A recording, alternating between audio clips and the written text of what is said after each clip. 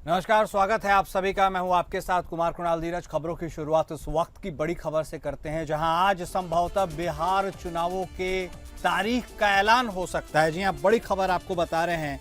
भारत निर्वाचन आयोग यानी ईसीआई आज शाम 4 बजे प्रेस कॉन्फ्रेंस कर बिहार विधानसभा चुनाव 2025 के लिए तारीखों और शेड्यूल की आधिकारिक घोषणा करेगा। उम्मीद लगाई जा रही है कि बिहार में 2 चरणों में मतदान हो सकता है। वहीं रविवार को पटना में आयोजित प्रेस कॉन्फ्रेंस में मुख्य चुनाव आयुक्त ज्ञानेश कुमार ने स्पष्ट कर दिया था कि आगामी विधानसभा चुनाव 22 नवंबर से पहले संपन्न हो जाएंगे, क्योंकि 22 नवंबर को वर्तमान कार्यकाल समाप्त हो रहा है। आयोग ने 4 और 5 अक्टूबर को बिहार का दौरा किया, जहां मुख्य निर्वाचन आयुक्त ने राजनीतिक दलों, अधिकारियों, पुलिस और सिविल सोसाइटी से मुलाकात की। इस दौरान कानून व्यवस्था, व्यय निगरानी और मतदान केंद्रों की व्यवस्था पर चर्चा हुई। राजनीतिक दलों ने चरणों की संख्या पर सुझाव दिए और आयोग ने छठ पूजा यानी 18 से 28 अक्टूबर और दिवाली को ध्यान में रखते हुए शेड्यूल तैयार किया है। मतदान संभवतः छठ के बाद अक्टूबर-नवंबर में होगा, जो 2020 की तरह कम चरणों में हो सकता है। प्रत्येक बूथ पर केवल 1200 मतदाताओं की अनुमति होगी। तो यह बड़ी खबर आपको बता रहे हैं, जहां चुनाव आयोग आज प्रेस कॉन्फ्रेंस कर तारीखों का ऐलान करेगा। शाम 4 बजे का वक्त लगभग तय माना जा रहा है। मोहम्मद दानिश हमारे संवाददाता इस खबर पर हमारे साथ जुड़ गए हैं। दानिश, तो जिस पल का तमाम राजनीतिक पार्टियों की बिहार को इंतजार था, लोगों को भी इंतजार था, संभवतः आज वो पल आ सकता है, क्योंकि तारीखों का आज ऐलान हो सकता है। क्या कुछ कह सकता है चुनाव आयोग, कब होगा चुनाव? जी कुणाल, देखिए आज जो है उम्मीद जताई जा रही है कि आज जो है चुनाव आयोग जो है आचार संहिता बिहार में लगा सकता है। साथ ही साथ जो है चुनाव आयोग 2 दिन से बिहार दौरे पर थे, जिसमें जो है पहले 4 तारीख को जो है चुनाव आयोग जो है सभी पार्टी के दल से जो है सभी दल से जो है के नेता से जो है वो मीटिंग की थे और उनसे सुझाव मांगे थे कि किस तरह से चुनाव होना चाहिए, क्या होना चाहिए। तो सभी ने अपने अपने इसे राय दिया था, जिसमें जो है गेटू ने कहा था कि एक चरण में जो है चुनाव होना चाहिए। साथ ही साथ और ये आरजेडी ने जो है दो चरण में जो है चुनाव कराने की मांग की थी। तो उसी को लेकर जो है किया गया था। जो कल का जो दिन था, जो जिसमें जो है चुनाव आयोग की टीम जो है वो लगातार प्रशासन के साथ जो है मीटिंग किए थे। मीटिंग में जो है किस तरह से चुनाव कराना है, किस तरह से ये करना है, तो उसको लेकर जो है हाई लेवल मीटिंग होने के बाद जो है आज उम्मीद जताई जा रही है कि शाम 4 बजे तक जो है आचार संहिता की घोषणा हो सकती है। साथ ही साथ चुनाव आयोग जो है पूरी तैयारी कर लिया। उम्मीद जताई जा रही है कि इस बार जो है दो चरणों में चुनाव होगी। अब देखना यह है कि चुनाव आयोग जो प्रेस कॉन्फ्रेंस करती है उसमें क्या वो अपनी तरफ से बोलते हैं। तो माना जाए दानिश कि अक्टूबर के अंत में या फिर नवंबर की शुरुआत में ही चुनाव होगा, क्योंकि उसके पहले जितने भी प्रमुख त्योहार है उनका समापन हो जाएगा और उसके बाद ही होगा। देखिए कुणाल, ये इसमें जो है जो 22 नवंबर से पहले जो है ये घोषणा इसको करना है कि मतलब रिजल्ट देना है। तो इसको लेकर जो है माना जा रहा है कि नवंबर के स्टार्टिंग में से लेके और 22 नवंबर तक में जो है 2 चरण में जो है चुनाव करने आने की संभावना है। ऐसे में तमाम राजनीतिक पार्टियों के लिए भी चूंकि आचार संहिता का वक्त मिलना है, ऐसे में अब यह लगभग तय मान लिया जाए कि आज तारीखों का ऐलान हो ही जाएगा और नवंबर में चुनाव होकर रिजल्ट आ जाएंगे। जी जी कुणाल, इसमें जो है आज उम्मीद जताई जा रही है कि आज जो चुनाव आयोग के द्वारा जो प्रेस कॉन्फ्रेंस कहा जाएगा, उसके बाद जो है पूरी पार्टी जो है एक्टिव हो। जो हमारे सूत्र बताते हैं लगभग आरजेडी भी जो है 50 सीट के उम्मीदवारों को तैयारी करने के लिए उनको फील्ड पर ग्रीन सिग्नल देकर जो है भेज चुकी है। ऐसे में और बीजेपी की तरफ से जो है जो विधायकों की लिस्ट है वो किसका कट रहा है, किनका यह है, तो उसको लेकर भी जो है बीजेपी ने 2 दिन जो है मंथन चला था। तो सभी पार्टी जो है अपने स्तर पर काम कर रही है और अपने अपने स्तर पर देख रही है कि किस सीट पर कैसे जीता जाए। जी, बहुत शुक्रिया दानिश आपका हमारे साथ जुड़ने के लिए और ये अहम जानकारी देने के लिए। तो हमारे संवाददाता मोहम्मद दानिश बता रहे थे कि लगभग यह तय माना जा रहा है कि 2 चरणों में चुनाव होगा और ऐसे में नवंबर सबसे निर्णायक महीना माना जा रहा है बिहार चुनावों को लेकर, क्योंकि उसी की शुरुआत में चुनाव भी हो सकते हैं।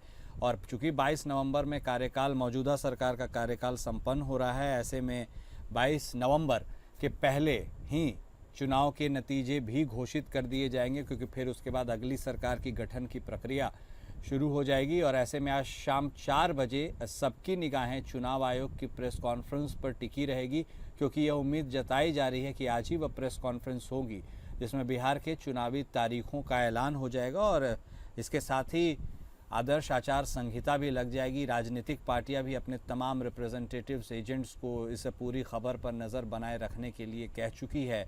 और ऐसे में लगभग यह तय माना जा रहा है कि अब चुनाव की तारीखों का आज चुनाव आयोग ऐलान करेगा। चुनाव आयोग ने तो यह भी कह ही दिया है कि एक बूथ पर 1200 मतदाताओं से ज़्यादा लोग मतदान का प्रयोग नहीं कर सकते हैं। और ऐसे में 2 चरण, क्योंकि पिछले बार की तरह यह उम्मीद जताई जा रही है कि इस बार भी 2 चरण में ही मतदान होंगे। और 22 नवंबर को वर्तमान कार्यकाल समाप्त हो रहा है और 4 और 5 अक्टूबर को चुनाव आयोग के अधिकारियों ने बिहार का दौरा भी किया था, जहां पर चीफ इलेक्शन कमिश्नर ने राजनीतिक दलों, अधिकारियों, पुलिस और सिविल सोसाइटी से मुलाकात की थी। तो यह अहम खबर आपको बता रहे हैं, जहां आज चुनाव की तारीखों का ऐलान हो सकता है और तमाम राजनीतिक पार्टियों की दिल की धड़कनें अब तेज़ होती ही नज़र चली आएंगी, क्योंकि अब वक्त बहुत कम है जब अगले 5 साल के लिए सरकार चुनने की बारी जनता को मिलने वाली है। और ऐसे में तमाम पार्टीज़, चाहे बात कांग्रेस की हो, भारतीय जनता पार्टी, आरजेडी या फिर पीके की जनसुराज, सब तो वैसे भी पूरे एक्टिव मोड में नज़र आ रहे हैं। और चूँकि आज के बाद यदि चुनाव की तारीखों का ऐलान हो जाता है, आदर्श आचार संहिता लग जाएगी, उसके बाद यह लगभग साफ हो जाएगा कि अब असली रण क्षेत्र में उतरने का राजनीतिक पार्टियों का वक्त आ गया है। तो लगातार यह बड़ी खबर हम आपको बता रहे हैं, जहां बिहार विधानसभा चुनाव को लेकर आज प्रेस कॉन्फ्रेंस चुनाव आयोग कर सकता है। यह भी उम्मीद जताई जा रही है कि बिहार चुनाव में इस बार देखने को कई बड़े बदलाव मिल सकते हैं। राजनीतिक दलों ने चरणों की संख्या पर भी सुझाव दिए हैं और आयोग ने छठ पूजा और दीपावली को ध्यान में रखते हुए, क्योंकि 18 से 28 अक्टूबर के आसपास तमाम प्रमुख त्योहारों का होना है और ऐसे में मतदान संभवतः छठ के बाद ही, यानी अक्टूबर के अंत से नवंबर तक में जो चुनाव है वो होगा। और 2020 की तरह ही कम चरणों में ही हो सकता है, इसकी पूरी संभावना जताई जा रही है, क्योंकि बहुत ज़्यादा वक्त भी नहीं है। और जैसा कि हमने आपको बताया कि केवल 1200 मतदाताओं की ही एक बूथ पर कैपेसिटी तय की गई है। और मुख्य चुनाव आयुक्त ने, चूँकि ज्ञानेश कुमार ने स्पष्ट कर दिया था कि 22 नवंबर से पहले प्रक्रिया संपन्न हो जाएगी, तो आज पूरी उम्मीद जताई जा रही है कि शाम में पीसी होगी और उसके बाद नई चुनाव की तारीखों का अगले विधानसभा चुनाव के लिए ऐलान हो जाएगा।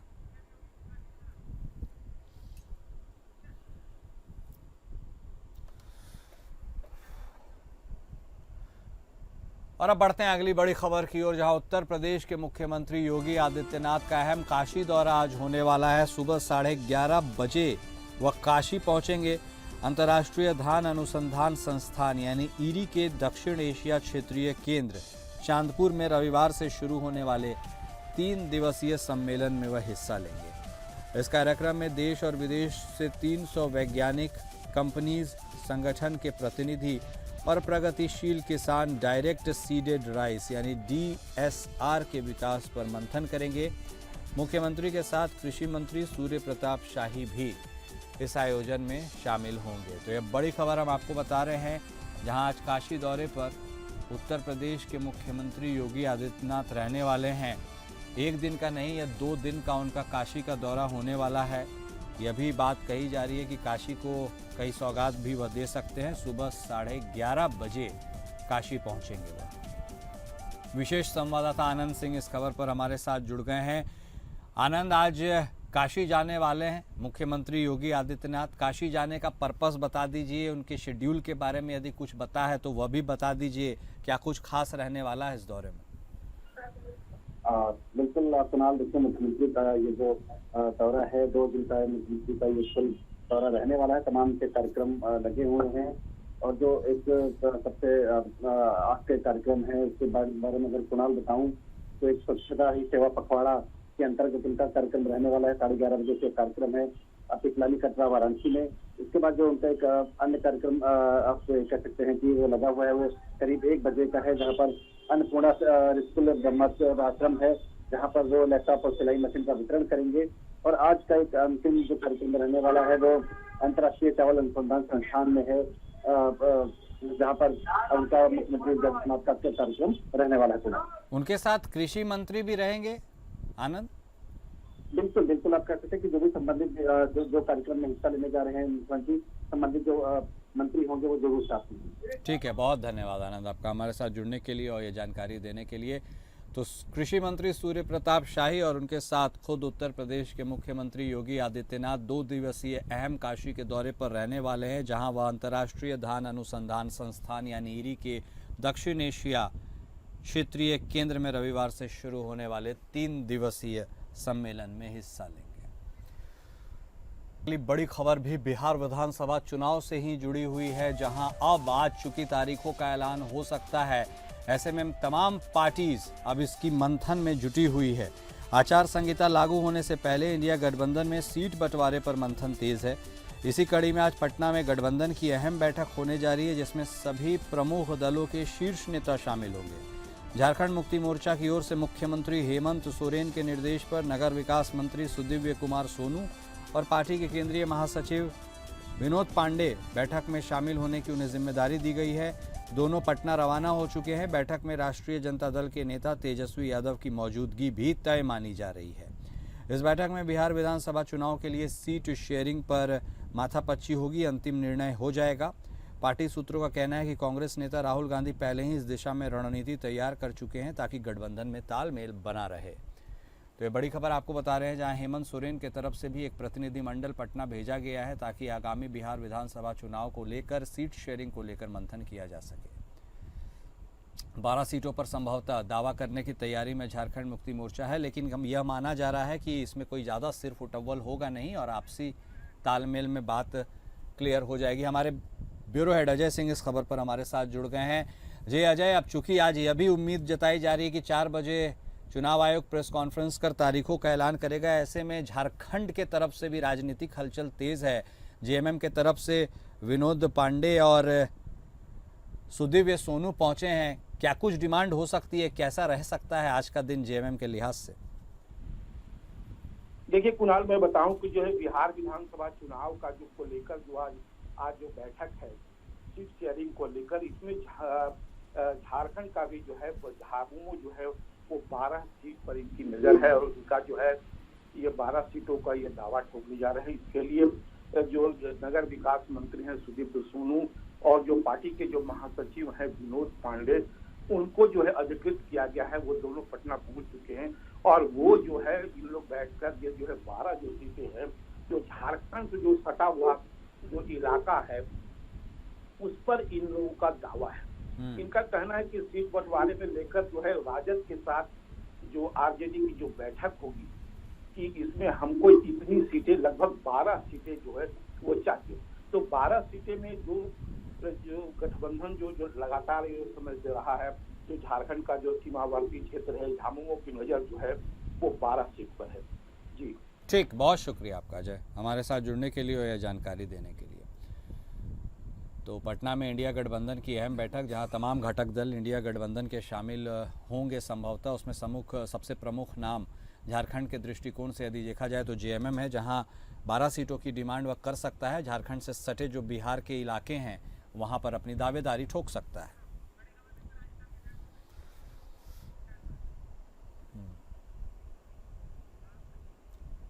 और अगली बड़ी खबर राजस्थान के जयपुर से आ रही है, जहां एसएमएस हॉस्पिटल में एक खतरनाक हादसा हो गया है। ट्रॉमा सेंटर के आईसीयू वार्ड में आग लग गई है और इस हादसे में 7 मरीजों की जान भी चली गई है। 5 की हालत गंभीर बताई जा रही है। तो ये बड़ी खबर आपको बता रहे हैं जयपुर के सवाई मानसिंह अस्पताल के ट्रॉमा सेंटर से, जहां रविवार देर रात भीषण आग लगी है। आग की लपटें ट्रॉमा सेंटर की दूसरी मंजिल पर स्थित आईसीयू में लगी, तेजी से फैली, जिसके बाद अस्पताल परिसर में अफरा तफरी मच गई। हादसे के वक्त आईसीयू में 24 मरीज थे। आग की लपटें देख अस्पताल के कर्मचारी और आईसीयू वार्ड के बाहर मौजूद लोग तुरंत कर्मचारियों के साथ हरकत में आए और मरीजों को बेड सहित बाहर निकालना शुरू किया। हालांकि इस घटना में दम घुटने से कम 7 मरीजों की जान चली गई है। कई अन्य की हालत गंभीर है। एसएमएस हॉस्पिटल के ट्रॉमा सेंटर प्रभारी अनुराग धाकड़ ने कहा है कि ट्रॉमा सेंटर में दूसरी मंजिल में 2 आईसीयू हैं। 24 मरीज थे, 11 ट्रॉमा आईसीयू में और 13 सेमी आईसीयू में। ट्रॉमा आईसीयू में शॉर्ट सर्किट हुआ, आग तेजी से फैली, जहरीली गैसें निकली। ज्यादातर गंभीर मरीज बेहोशी की हालत में थे। तो ये बड़ी खबर जयपुर के सवाई मानसिंह हॉस्पिटल यानी एसएमएस हॉस्पिटल से, जहां पर आग लगी की घटना हुई है और दम घुटने की वजह से 7 मरीजों की जान चली गई है। कई अन्य की भी हालत गंभीर बताई जा रही है। कल रात ये आग लगी है और आग तेज़ी से फैल गई। आईसीयू को उसने अपने जद में ले लिया। जिस वक्त आग लगी, आईसीयू में जो भी भर्ती मरीज थे ज़्यादातर वो बेहोश थे और इस आलम में 7 लोगों की जान चली गई है और कुछ को वहाँ से रेस्क्यू कर निकाला गया है। कई की हालत गंभीर भी बताई जा रही है। आईसीयू वार्ड के बाहर मौजूद लोगों में भी अफरा तफरी मच गई। आग लगी की घटना होने के बाद सब पूरे एक्टिव नज़र आए और कर्मचारियों के साथ मिलकर रेस्क्यू ऑपरेशन शुरू किया गया। हालांकि चूंकि आग इतनी तेज़ी से फैली थी दूसरी मंजिल पर कि बहुत ज़्यादा वक्त भी नहीं मिला और इसकी चपेट में आने से 7 लोगों की जान चली गई। 5 लोगों की स्थिति गंभीर बनी हुई है और ट्रॉमा आईसीयू और सेमी आईसीयू इसकी जद में आ गए। जहां ट्रॉमा आईसीयू में शॉर्ट सर्किट की वजह से आग लगी है, ऐसी बात अस्पताल प्रभारी ने कही है। राजस्थान के जयपुर में यह दर्दनाक हादसा हुआ जहां ट्रॉमा सेंटर के आईसीयू वार्ड में आग लग गई है। कल देर रात की यह घटना है। जयपुर के सवाई मानसिंह हॉस्पिटल की यह घटना हम आपको बता रहे हैं। आप खुद टीवी स्क्रीन पर आग की लपटें देख सकते हैं और किस प्रकार पानी से आग बुझाने की कोशिशें की गई। जैसे तैसे किसी तरह मरीजों को बाहर निकाला गया। हालांकि उसकी चपेट में जितने भी आए उनमें से 7 की तो जान चली गई।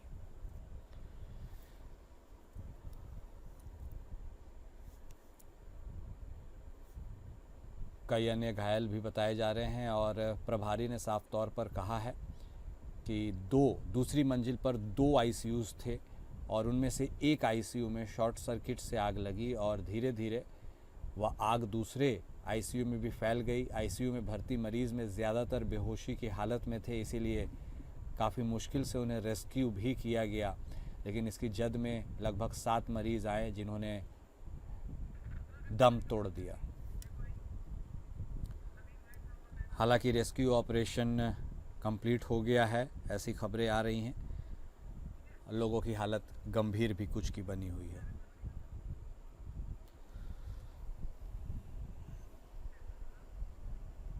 और अगली बड़ी खबर उत्तराखंड से आ रही है, जहां उत्तराखंड में अब जमीन खरीदना और भी महंगा हो गया है। प्रदेश सरकार ने सभी जिलाधिकारियों को नए सर्किल रेट लागू करने के आदेश दे दिए हैं। प्रदेश में नए सर्किल रेट लागू कर दिए गए। सर्किल रेट में 2 साल बाद हुई यह बढ़ोतरी 22% तक की गई है। तेजी से हो रहे निर्माण और जमीनों की खरीद फरोख्त को देखते हुए सरकार ने वृद्धि की है। इससे अब जमीन खरीदने के साथ बहुमंजिला आवासीय भवन में घर और व्यावसायिक भवनों में दुकान खरीदना महंगा होगा। इस बार 9 से 22% की बढ़ोतरी की गई है वर्तमान सर्किल रेट में। और ज़मीनों और आवासीय फ्लैटों की रजिस्ट्री से सरकार का तो राजस्व बढ़ेगा। इससे पहले प्रदेश सरकार ने 2023 में सर्किल रेट में बढ़ोतरी की थी। वित्त सचिव दिलीप जावलकर ने भी नए सर्किल रेट लागू होने की पुष्टि की है। तो ये बड़ी खबर उत्तराखंड से, या 22% तक अब जमीन महंगा हो जाएगा और नए सर्किल रेट को लागू करने के आदेश भी दे दिए गए। 2 साल बाद हुई यह बढ़ोतरी काफ़ी ज़्यादा बताई जा रही है। 22% तक की बढ़ोतरी की गई है, जिससे बहुमंजिला आवासीय भवन में घर और व्यावसायिक भवनों में दुकान खरीदना महंगा होगा। इसके साथ ही ज़मीन खरीदना भी महंगा हो जाएगा।